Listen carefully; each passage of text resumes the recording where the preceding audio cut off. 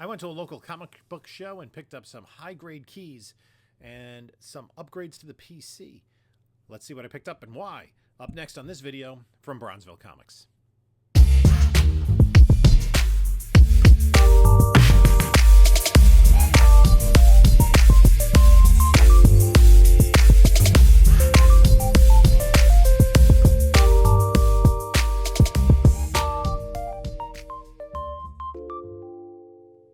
Hello, panelologists. This is Jim from Bronzeville Comics coming to you with another video.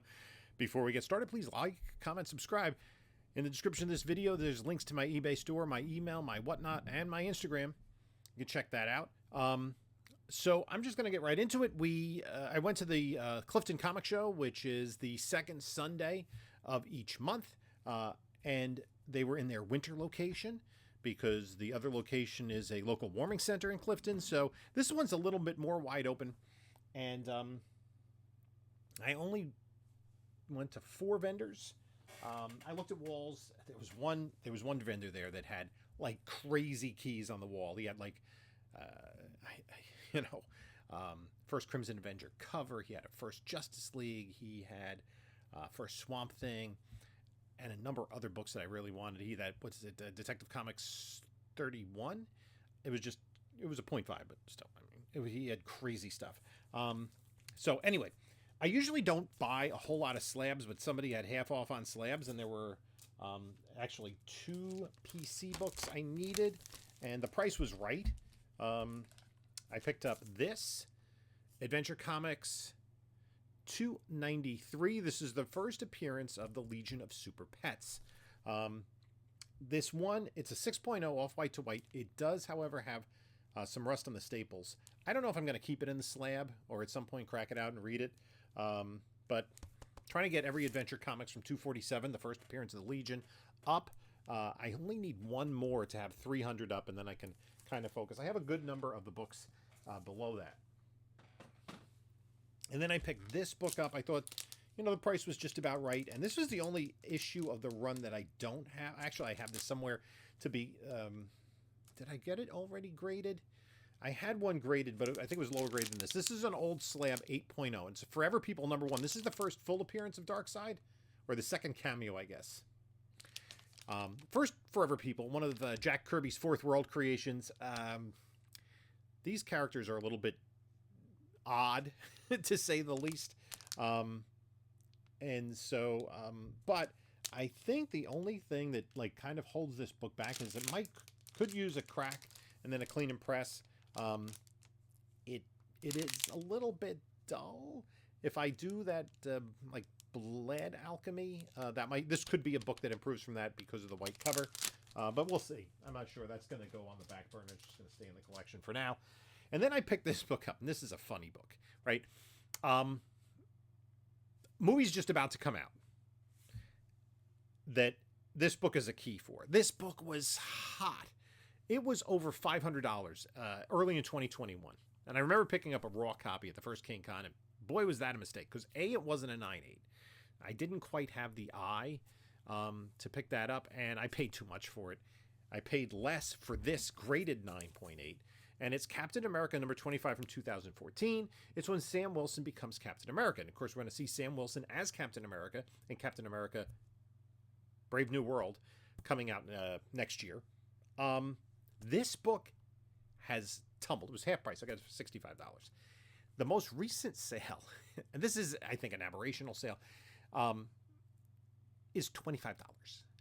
There was an auction, and part of the problem, there's two, with books like this, that were hot spec books back in 2021, 2022, during the comic boom. You had a couple of factors going on. People were looking for all sorts of keys, right? And what's going to be a modern key? What's going on in the MCU? What's coming up in Phase 5? So people were submitting raw copies of this to get graded. But CGC was so backed up that they were sitting in Sarasota for a long time. So the demand for this book kept increasing. The number of copies that were available in 9.8 was staying relatively stagnant, wasn't keeping up with the demand for the book as, it was making Hot 10 lists and people were talking about it and kind of going round and round. Then we get to the point where, again, high sale of this book is over $500, right? So it's down, 95% or something? 96% from the high sale. But I picked this up, right? I think this is a fairly good price for this. So that kind of bubble burst where all of a sudden the demand for it was less. The show came out. The comic boom passed. The number of copies available increased. And who are the end collectors of this book? Is this really that desired a key by members of the community? I don't know. Let me know what you think about this book. What you think it should be worth. I think this is should be $100 book. It never should be never should be $25. That's case cost. That's like, getting a 9.2 of some run filler. I mean, really. But there's just a good number of these available. So that was the first vendor I only got the slabs from. Then I went to Elite Comic Sales, and Steve and his wife were there, set up, and they had some holiday gifts for people. I got an Avengers 161. I always my mind always goes right away. Oh, it's that this should be the first Scott Lang, but it is not. This is Ant-Man still. Hank Pym, because it'd be another 20 issues before we'd see Scott Lang, and also a Detective Comics 526, the 500th appearance of Batman and Detective. All these anniversaries DC did around this time had this kind of gold foil in the logo, like Brave and the Bold 200 and such. So those are pretty cool books. Now, I'm trying to go with my old Save, Sell, Slab spec when I'm doing with books. So Steve had half off his books. So what did I pick up? I grabbed a New Avengers number 4 first. This is the first Maria Hill. Again, Phase 5. Was it Phase 4 Phase 5? Phase 4, right? Yeah, Phase 4. Phase 4 didn't work out well for Maria Hill. This was a bigger key back then, but it was like $250. A Brave and the Bold that I needed. Number 97 with Wildcat. And The Origin of Deadman is the second. This is when DC was in those 52-page, 25 centers. So that's a PC book. Another Brave and the Bold 197, 100 issues later. This is, I think, got slab potential. This is a story of the Earth 2 Batman, hence the different logo for Batman in the trade dress. And the story of him marrying Catwoman, which is comes after the fact because we had already been introduced to Huntress, who was their daughter, and then they had both died. Spoiler warning. And we have the Earth 2 Scarecrow. So I think this is just a great Jim Aparo cover. And, I'm a big Earth 2 guy, so I'm going to get that slabbed. If it comes back 9.8, I'll probably save it. Captain Atom number 1. There is some speculation that James Gunn will use this character. I think that's a possibility. This is issue number 1 of his DC series. It's like volume 6 of Captain Atom or something crazy like that. That's a high-grade copy. That's going to go into the slab pile. Then I picked these up. The Challengers of the Unknown. There were 3 issues that I grabbed. Issues, and I'll do them in order. And I have most of the ones around this. I think I had gotten most of the ones around this, like at Sarge's basement on a comic crawl with 3 men. 82, 86, and 87. And 82 has Swamp Thing, and then the other 2 have Swamp Thing and Deadman. Mike Nasser did the art in the first one in 82. The other 2 were Keith Giffen art. I just like kind of the crossover and the wackiness of the Deadman, Swamp Thing, and the Challengers. So I remember I didn't have these comics as a kid, but it's one of those things that were in the direct currents, the one-page house ad at the time, and I was kind of intrigued by it, but I never picked it up. But now I think I have the entire Challengers reboot run from the late 70s. So those are going PC. Man of Steel number 3, first appearance of Magpie, who was in the Penguin series rather briefly. All-Star Squadron 25, a newsstand. This is the first appearance of Infinity Inc. and most of these characters. First appearances. I do have a 9.8 of this in both a newsstand and a direct, so this is not a 9.8, but it is pretty nice. It's got like one spine tick. It's probably like, a 9.294. Not really worth getting graded, but a really cool key, and I love the story, and it was a great price. First appearance of the Rose, the son of the Kingpin, in 253 Amazing Spider-Man. So that for the price. This is the first appearance of Renee Montoya, Batman 475. Renee Montoya was in the Birds of Prey movie. Do you remember that? That was actually a movie that came out. I don't even... It was like the last new release I saw before the pandemic. It was really kind of a muted DC release. We'll see what, if anything's done with that character. That's going in the slab pile. That's a real solid 9.8 contender. This Flash Neil Adams cover, I love this cover. I remember seeing this in a house ad at the time, and I've gotten a really high-grade copy of this. This isn't really a 9.8 contender, but it's probably a 8.59. So, just a really awesome Neil Adams cover. And then, let me get these. There was a run of, or several, none of the bigger ones, but kind of filling in, and I'll get the other ones. These are all mid-graders. Strange Adventures, 209, and for half price, 210, couldn't pass it up. 212, and 214, and 215. I think I just need those two that are like the really iconic Neil Adams covers, but these are good readers. That's PC. Another one, and this might be the only Wrightson one I think I needed, was Swamp Thing number 6 from 1973. That's a nice copy. Not gradable, but nice. And then he also had a couple of Thunder Agents. Wally Wood from the 1960s. He had his own line of comics, Tower Comics. So we have Thunder Agents number 2 and number 15. And I'm very low-key. I think there's like 18 or 20 issues in this run.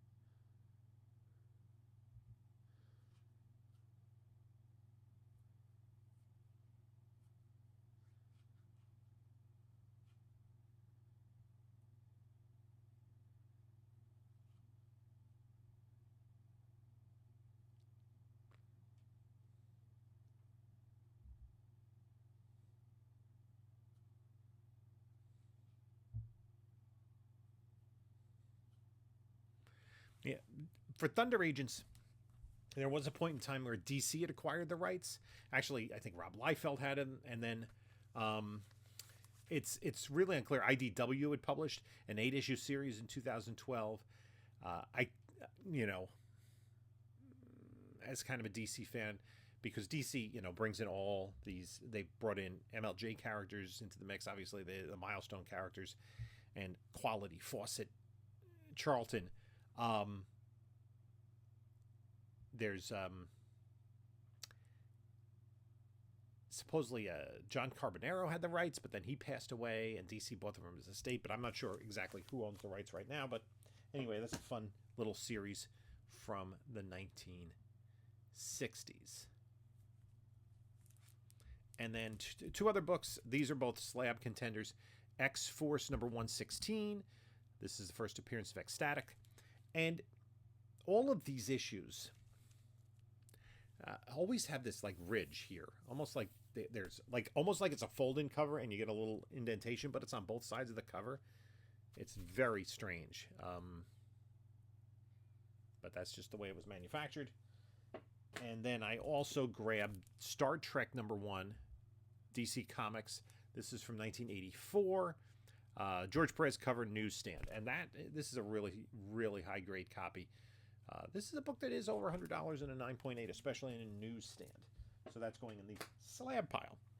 Then Oliver showed up, and he had also half-price books, and he had a lot of new inventory that he hadn't brought out to previous shows. So I dug into the DC books, and what did I grab? I grabbed this is a very high grade 9.8 contender of Justice League of America 190. This classic Brian Boland cover. That if I do get that back in a 9.8, that's going in the PC, because I have never submitted a Justice League of America book, an original Justice League of America run book, to CGC for grading. And that's like the basis of my comic book collecting. I've never done it. I will at some point. I have enough high grade copies of Keys, and here's another one. I mean, I'm talking about earlier, like Silver Age stuff. Justice League of America 200. This has an awesome George Perez wraparound cover, anniversary issue. That's high grade. Justice League Dark #1. Brian Sook cover. And I don't know if Justice League Dark is coming or not, but I'd be surprised if at some point we don't see them. And then I also picked this up. Considering if you've seen Creature Commandos that just came out, this is kind of a fun little, I'll probably use this as a giveaway. It's a Lego variant with Frankenstein in Justice League Dark, so that is cool. Can't pass up Shade the Changing Man. This does have a few spine ticks, otherwise it's really nice. That's going to go in the spec pile. And I got to figure out where that is. I haven't had a spec pile yet. Spec. And then this will go in a givey at some point. And then I picked these two up. If you've seen the first 2 episodes of Creature Commandos, minor spoiler warning, it doesn't really have anything to do with the plot, but there's kind of like this flash forward to like the destruction of the superheroes. And the 2 heroes, there are 3 heroes that are recognizable readily. One is Peacemaker, who we know is going to be in the DCU. He already has a show coming up. One is Superman. He has a movie. Another is Starfire. All right. So I have this Tales of the Teen Titans. This tells her origin. Tales of the New Teen Titans, #4 the miniseries. And then this is her second, #1 of her second solo series. I think, and those are going in the spec pile, I am of the opinion that the New Teen Titans are going to be a big part of the DCU. Why? Their recognizability.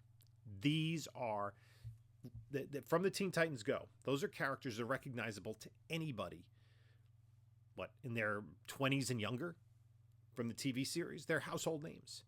I'll make a reference in class, and the kids know who I'm talking about. Like if I reference Robin's Tiny Hands, they know what I'm talking about. It's been a pervasive part of popular culture. My kids know Teen Titans Go. They had their own theatrical movie. We did have the previous animated series, more serious. We also did have the Titans TV series on Max and its predecessor, DC Universe. For me, it didn't quite get there, especially with Starfire. I thought the Starfire character was very mooded, kind of aloof, brooding. The thing about Starfire that works in the comics, in both animated series, is the dual aspects of her character. She is an incredibly fierce warrior. She's been trained to be that way. But also, being kind of a fish out of water on Earth, she has this amazing amount of naivete. And I think they need to find that balance in the character to do it right on screen. And I think that if James Gunn explores that, he understands the characters. There have been rumors, reports in trade papers that there will be a Teen Titans project, maybe a movie. We'll see. I do kind of believe in it. So that's going in the spec pile a little bit. Nothing to lose. Then 2 high-grade copies of Green Lantern 39, the first appearance of Larfleeze. This is well over a $100 book in a 9.8. So that's going in the slab pile. Those are both real strong 9.8 contenders. Then I needed a few more issues of Gotham City Sirens.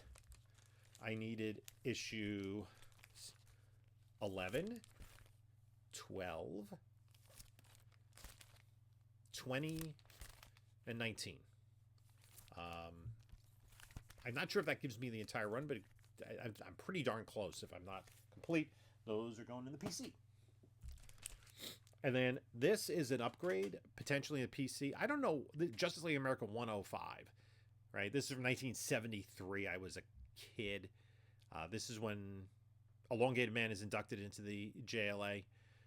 This is like a 9. Could be a 9 too. I don't know if I'm going to get rated. I don't know if it makes sense, but my PC copy may be the one that I tore through as a kid. This does have a pop-top staple. This has been on some... spec lists. It's the first appearance of the Freedom Fighters. These 6 characters, their first appearance since the Golden Age: Human Bomb, Phantom Lady, Dollman, Uncle Sam, the Ray, and Black Condor.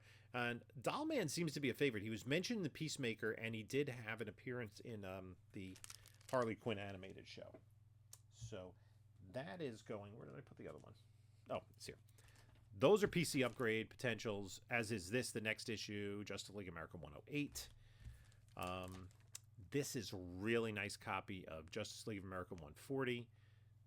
I like, books from this era. At some point, I might try to start building a 9/8 run slowly. I'm in no rush. This beautiful Neil Adams cover 139. Probably not a 9/8. I might at least, at very least, clean and press it to see what I can do with that. It's going to just go in the pile there. I always pick this book up. It's not only the first appearance of Black Spider, but it's the first appearance of the Calculator. Actually fights Adam in his first appearance here in Detective Comics 463. Calculator retooled as an adversary for Oracle, and that Marvin and Wendy from the Super Friends Season 1 are his offspring. Another one for the beautiful Adam Hughes Wonder Woman 189. That's going to go in the clean and press pile. Zatanna number 2. I don't know if I got the Zatanna series as it came out. I don't know if it was on my pull list, because I was this was right like when my oldest was born. Was an infant, so I was kind of out of it. So I just pick these up if I see them for the right price. This is a gorgeous copy of Moon Knight number 29. And again, I got these for half price. So this book is well over $200 in a 9.8. So we're going to see what we can do with it. It looks like a strong contender. That black cover is really hard to get in high grade, and this doesn't have any spine ticks on it. It is really strong. So that's going to go in the slab pile. Punisher War Journal number 6. First meeting of Wolverine and Punisher, covered by Jim Lee. That's going in the slab pile. This is not quite a 9. It does have some spine ticks. Another black cover. Wolverine number 3, the limited series. And then the last book I picked up for Molly was another Justice League upgrade, number 91, one of these Earth 1, Earth 2, JLA, JSA crossovers, and I like the juxtaposition of the characters, including an appearance by Robin, the Earth 1 Robin, who was not a JLA member, and the Earth 2 Robin, who was a JSA member. This is one of the sillier stories of the JLA, JSA crossovers, but I really like that cover, and this is like an 859, so... not going to get it graded, but it's probably an upgrade on the PC. So that's PC upgrade pile. And then I did pick up one more book from my boy Streetside Anthony, who did have some books he had kind of had to the side. He had like a box that he found of that big Silver Age collection he picked up. This is a mid-grader of Brave and the Bold, number 63, Supergirl and Wonder Woman. Just kind of a fun issue. And this is one of the last ones before Batman took over as the, all Batman team-ups. The previous 2 issues were the Starman and Black Canary ones. So that's just kind of a fun issue. And so that does it for my haul from the comic show. Again, I do have quite a few books that have to be going off to CGC, and even more books that are going into the PC. So... it was a fun show. Always enjoy going to the Clifton show. If you're in the North Jersey area, look it up. Just type the Clifton Comic Show. And it's the second Sunday of the month. And I hope you enjoyed this video. You can take a look at a couple of my other videos here. And this is Jim saying until next time, enjoy your comics.